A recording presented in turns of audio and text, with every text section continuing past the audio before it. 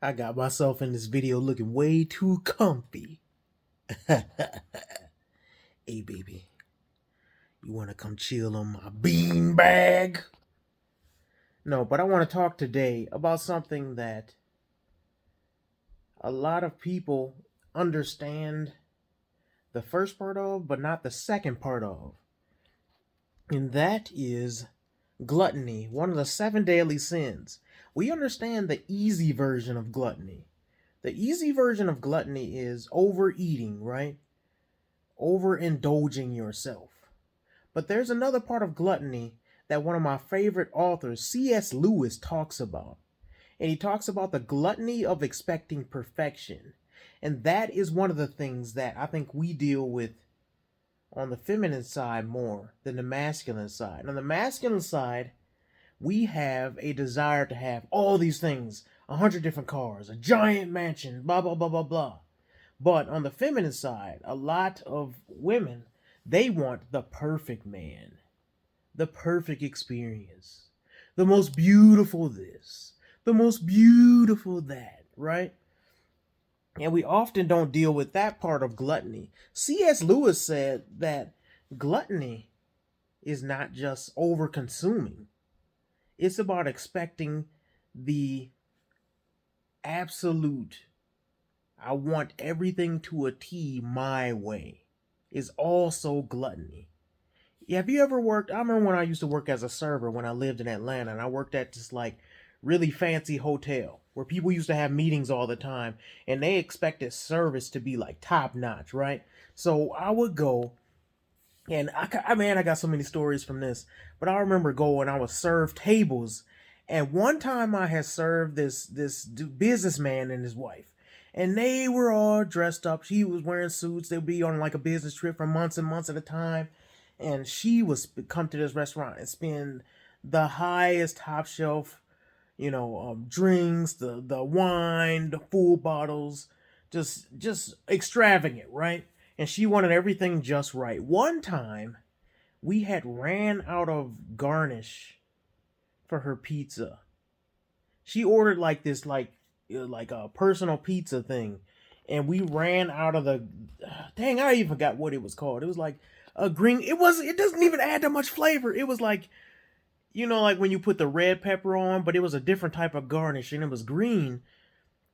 And she ordered a cheese pizza, and we ran out of the garnish. And this lady started crying. She started crying. She said, "Oh, I don't know if I can even eat it." She started crying.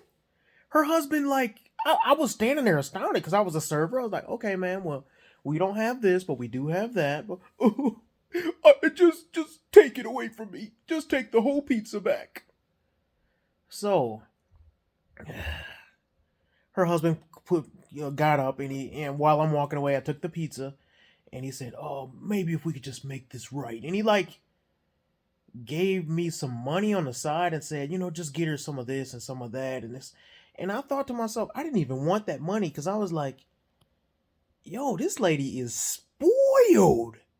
She is spoiled. This is insane. Like the gluttony of wanting everything so perfect for yourself that life has to be, every time you go out, you see people, and this is in our society, this exists more than it has ever has. You see people taking pictures of their food before they eat it, trying to get the perfect photos. I saw a video of a girl who has to take at least 20 photos before she posts one because it has to be the perfect pose and accent her the perfect way and this and that. And it's like, our society has become gluttonous in so many different ways. Not only are we over consuming, but we also expect perfection in every way.